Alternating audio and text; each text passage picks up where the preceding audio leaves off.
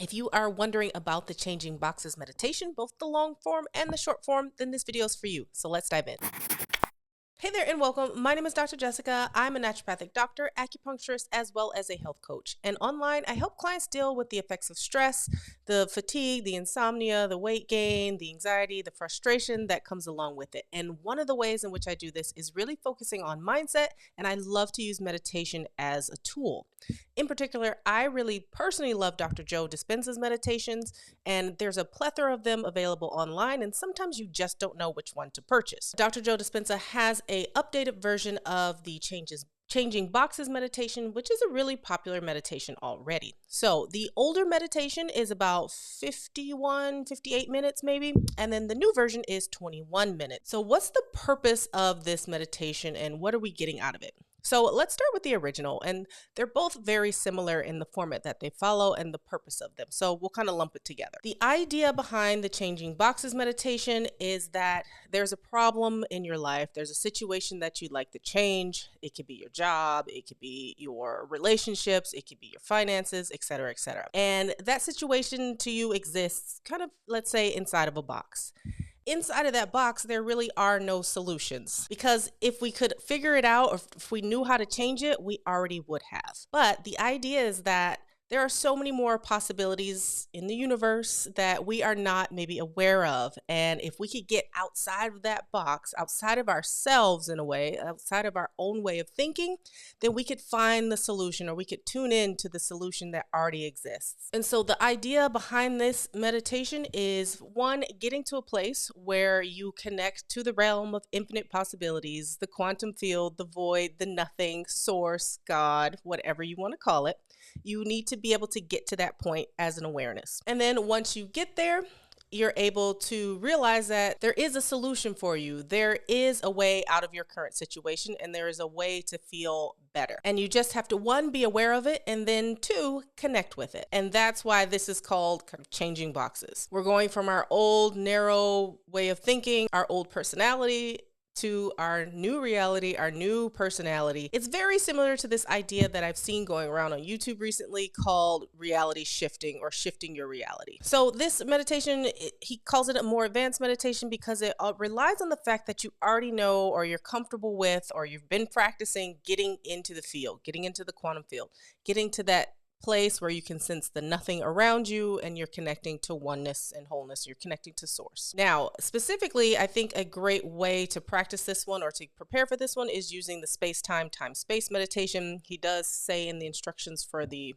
original Changing Boxes that this meditation is kind of built on that premise of space-time, time-space. So if you have questions about that whole concept, you can check out his book, Becoming Supernatural. There is a whole chapter on space-time, time-space, and how he explains everything. It's basically kind of relying on the fact that we're connecting to source, we're connecting to oneness and wholeness. And usually, in order to do that, we have to kind of practice first a convergent focus and a divergent focus, or an open focus. Very briefly, a convergent focus is kind of what we do in our everyday life, especially when we're stressed out. We start to really think about things that we have to do. We narrow our focus to get things done. When we get stressed out, we narrow our focus even more.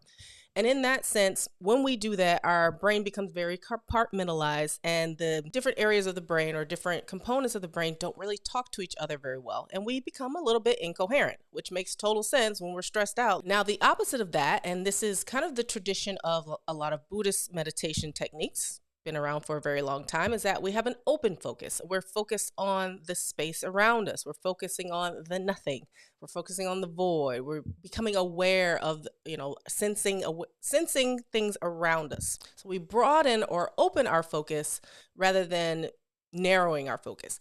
And the importance of this is that when we broaden our awareness, when we open up our focus, what we're actually doing during the meditation is changing your brain waves. We're going from a more high beta brainwave pattern to an alpha pattern, an alpha brainwave state. And when we're doing that, we're slowing down our thinking.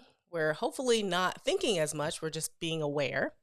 And when we're able to slow down into this alpha brainwave state, we're often able to get more into our autonomic nervous system. We're able to kind of relieve that stress, and we're able to really think about or not think about, or connect with a new solution. That's kind of the basis of what you need to be able to do to really get the most out of this meditation. So what is the meditation like? Like what happens? So first of all, there is no breath in this meditation. So if you needed to do some breath work, you can do that beforehand, but there is no instruction for that in this particular meditation in either version. So in the longer form of the meditation, I believe the music on them is the same. They're very kind of calm and mellow music. And what I find is that he doesn't talk quite as much during the meditation. Instead, you kind of directly go into connecting to the space around you. So the idea is that you're becoming aware of nothing, connecting to the space around you, however you want to think about it.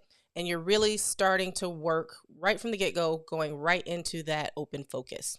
Now, in the longer version, this goes on probably for a good 25 minutes or so. And the same thing in the short version, you are kind of hanging out there for the meditation is only 21 minutes. I would say a good 8 to 10 minutes is just you getting into the field. So you get plenty of time to just practice that open focus with this meditation. Then as the meditation goes on, he has you tune into oneness or wholeness. So again, you're still kind of connecting to the field and you're tuning into that higher frequency. And then he asks you to become aware of the place where thoughts become things, like becoming aware that there are other possibilities out there, that there are solutions in this field to whatever your problem is. So you're stepping out of that box around this time and you're tuning into the fact that there's infinite possibilities for your problem. And then he'll have you just kind of focus on that for a while. And then in the last part of the meditation, he then has you draw the experience or the new reality to you with your heart. So this is again where you kind of focus on your fourth center. And more so, you're bringing up the emotion of what the solution feels like, what it feels like to be out of the problem that you have, whether it's you feel relief, gratitude, joy, love, oneness, wholeness, whatever that is, bring up that emotion at that time. And you're really connecting yourself to that. This is where you're shifting your reality or you're shifting your timeline or however you want to think of it. But this is where you're living from that point. And you're experiencing that sense of relief, gratitude, whatever you find in that solution, you're sensing that before the event happens. And that really is the goal of changing boxes. This is a great meditation, either the long or the short form. I really love the short form, especially like if I'm going about my day and I hit a hiccup where I am feeling frustrated or I feel like I can't think of a solution. It's only 20 minutes, but it really helps me to shift my mindset and to get into a higher level of thinking. It helps me to realize like all is not lost and that I can actually find a solution to whatever I'm dealing with. And it's just a very quick reminder. I often will use the longer version just for the fact that you're just connecting into the void, connecting into the space. So sometimes I won't even finish the meditation, but I'll just use that when I don't really have a particular goal for my meditation and I just want to get into the void and just connect and kind of shut off my brain. I'll even just use the beginning part, like the first 30 minutes or so of that longer version of the meditation. So yeah, whether you use the short version or the long version, let me know your thoughts about this meditation down below. Let me know if you have any questions. If I can answer them, I will definitely try. And I hope that you enjoyed this video. And if you did, why don't you check out this video here where I talk about and I share my tips about how I'm able to get into the void and some things that have helped me along the way and have helped some of my clients. Otherwise, I will see you in the next video. Bye.